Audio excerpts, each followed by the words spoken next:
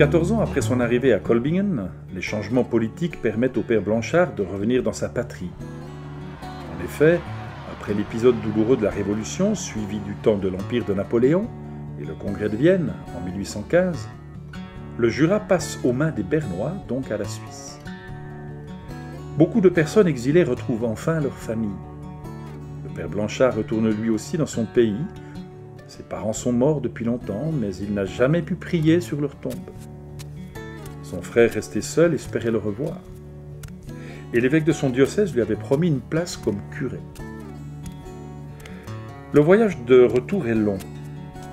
Arrivé à Röschens, du côté de l'Aufond, le père Blanchard rencontre un vieux prêtre malade qui ne peut plus se déplacer chez ses paroissiens. Jean-Pierre s'arrête. Il s'arrête une année dans ce village pour lui rendre service. Heureusement, il parle très bien l'allemand.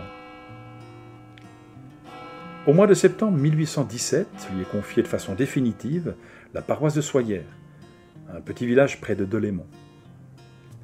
Le père Blanchard est accueilli avec ferveur.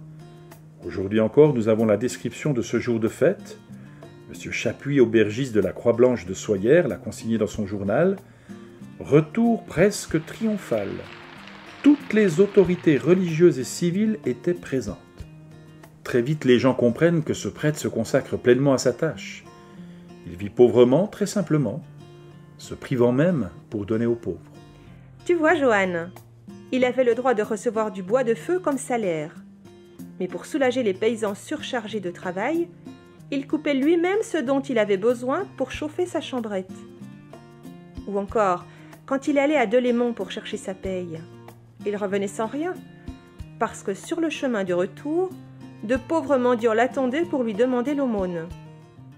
Ses connaissances du droit et des lois lui permettaient de ramener la sérénité dans les disputes ou les conflits d'héritage. Tu sais, Jean-Pierre était un peu comme un juge de paix. Un juge de paix? C'est aussi un artisan de paix, n'est-ce pas? Ceux dont Jésus a dit « Heureux les artisans de paix ». C'était lors d'un discours quand il était sur la montagne, non? Tu connais déjà bien ce que Jésus a dit? Ah oui, je me rappelle ce qu'il a dit aussi. Heureux les doux, ceux qui ont un cœur pur, ceux qui ont faim et soif de la justice, ceux qui sont miséricordieux. Je sais pas ce que ça veut dire. Miséricordieux, ça veut dire être bon avec les autres. Et le père Blanchard l'était. Par exemple, envers les malades, ses préférés. Il connaissait un tas de remèdes qu'il achetait à Delémont pour soulager leurs souffrances.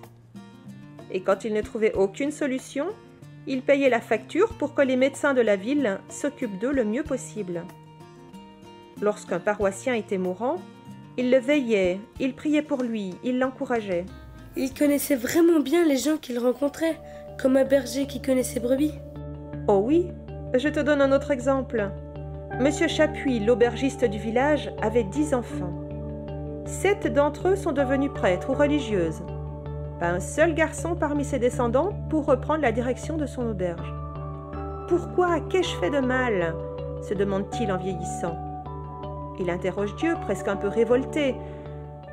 Mais il est loin de penser qu'une de ses filles, Mère Marie de Salles, lui donnerait ainsi une descendance spirituelle bien plus précieuse en fondant 2 congrégations religieuses, les Sœurs et les Pères Oblats de Saint-François de Sales. Tu vois, le père Blanchard va alors aider monsieur Chapuis à renouveler du fond du cœur ce don qu'il a fait de ses enfants au service du Seigneur. D'ailleurs, cette histoire est dessinée sur un ex-voto dans la chapelle du Faubourg, à Delémont. C'est quoi un ex-voto? Ce sont des tableaux réalisés à la suite d'un vœu, en remerciement d'une guérison par exemple. Il y en a beaucoup dans la chapelle du Faubourg. Je regarderai bien la prochaine fois que j'irai dans la chapelle. J'essaierai de retrouver lequel de ces tableaux représente la famille Chapuis. Tu sais, la vie du père Blanchard était surtout une vie de prière. Il y avait la messe, les pèlerinages, l'oraison, la prière du chapelet. C'est comme dans l'Évangile, quand Jésus se retirait pour prier. Oui, c'est dans ces moments que nous puisons la force et le courage pour devenir amis du Seigneur et pour le rester toute notre vie. Les paroissiens de Soyères ont vu leur curé prier de tout son cœur. Ils venaient lui confier leurs soucis, leurs problèmes. La prière de leur curé les soutenait dans leur vie de tous les jours. Un peu comme mes parents, qui me soutiennent et qui m'encouragent. Oui, c'est une présence dans notre cœur qui nous pousse en avant. Après la mort du père Blanchard, les gens ont continué à lui confier leurs soucis et leurs problèmes. Ils sont venus de plus en plus nombreux sur sa tombe. Leur confiance a été récompensée par de nombreux miracles. Tu sais, les miracles, ce sont comme des cadeaux reçus, des dons extraordinaires de guérison, de force ou de courage. C'est ainsi que la renommée du curé de Soyers s'est répandue dans toute la région, pas seulement dans le Jura, mais aussi en Suisse allemande, en Alsace ou encore en Allemagne. Aujourd'hui encore à Soyers, beaucoup de personnes vont prier à la crypte qui abrite sa tombe, pour y retrouver la paix, la joie.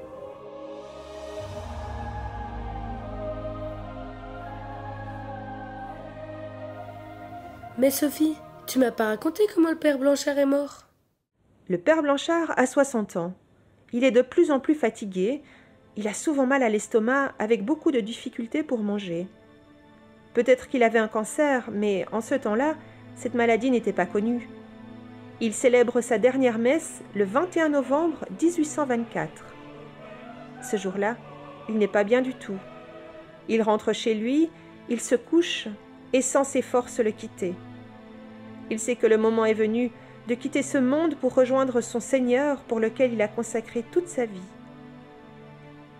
Le lendemain matin, entouré de quelques paroissiens, il meurt paisiblement. Son enterrement ne fut pas vraiment triste, tu sais. Notre foi nous invite à croire que la vie est plus forte que la mort. Jésus nous fait participer à sa résurrection. Notre vie est transformée, un peu comme quand la chenille devient papillon. J'ai entendu un jour un prêtre utiliser le terme d'enseignement. Je n'ai pas trouvé ce mot dans le dictionnaire, mais je l'ai compris tout de suite. Il y a le mot ciel dedans. Je me réjouis de pouvoir un jour aider les brebis de ma paroisse à avancer sur le chemin du ciel.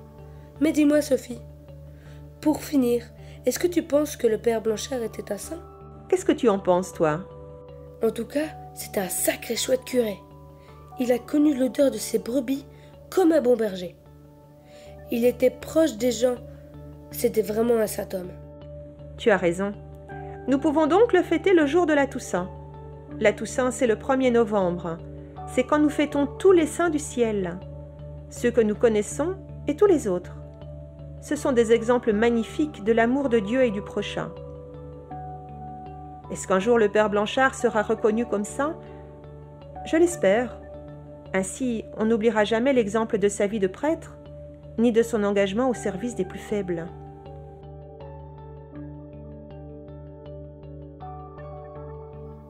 Merci Sophie de m'avoir raconté la vie du père Blanchard. Dire qu'il habitait dans notre région du Jura. Je crois que maintenant, j'ai 2 nouveaux amis qui m'accompagnent dans ma vie. L'un au ciel, le père Blanchard, et l'autre sur la terre, l'homme en blanc.